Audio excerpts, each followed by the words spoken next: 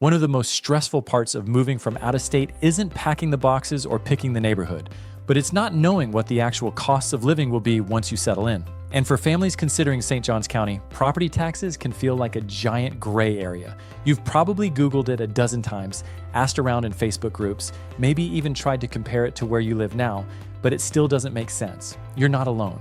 Most families I talk to are trying to figure out what they'll really pay once they move here, and if there's anything they can do to keep those costs from getting out of control. If you're new to my channel, my name is Joshrogers. I've been a real estate agent here in Northeast Florida for the past 15 years. I lead the F3 home team, and we've helped hundreds of families make the move to St. Johns County and find a home that truly fits their lifestyle and family needs. It usually starts with something super simple, just a quick text to start the conversation. So if you're looking to make a move and want someone who really knows this area inside and out, feel free to text me anytime. I'd love to be a resource for you. And before we dive in, if you're in the planning phase or just trying to get a feel for the area, make sure to join my Facebook group. It's a great way to connect with people already living here and others who are right where you are, asking questions, doing research, and trying to get a feel for what life here is really like. Now, let's break this all down step by step so you can actually feel confident about what to expect when it comes to property taxes in St. Johns County. So let's start at the beginning. Property taxes in Florida are calculated based on your assessed value multiplied by the millage rate. Here in St. Johns County, the millage rate is about 16.3 as of this year. That's one of the lower rates in the state, which is part of why families choose this area. But here's the key. Your assessed value is not always the same as what you paid for the house. The St. Johns County property appraiser determines that value each year based on the market, recent sales, and improvements made to the home. So while the purchase price might give you a ballpark, the official tax bill depends on that annual assessment. Understanding this gives you a solid foundation. So next, let's talk about the main tool Florida gives homeowners to protect themselves from tax hikes.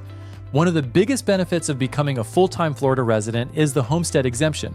If you make your St. Johns County home your primary residence, you can apply for this exemption, which reduces your taxable value by up to $50,000. That reduction alone can shave several $100s off your annual tax bill. But here's where it gets even better. Once you have the Homestead Exemption in place, you're protected by something called the Save Our Homes cap.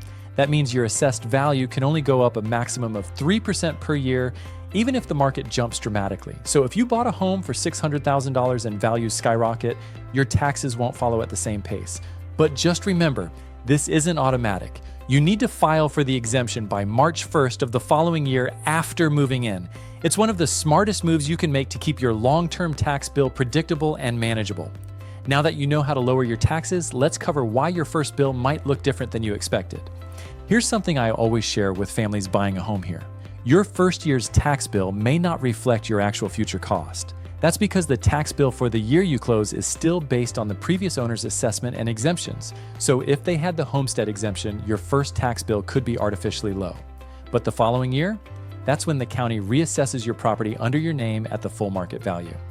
That new amount becomes your actual tax responsibility moving forward. So when budgeting, I always suggest planning for that second year jump.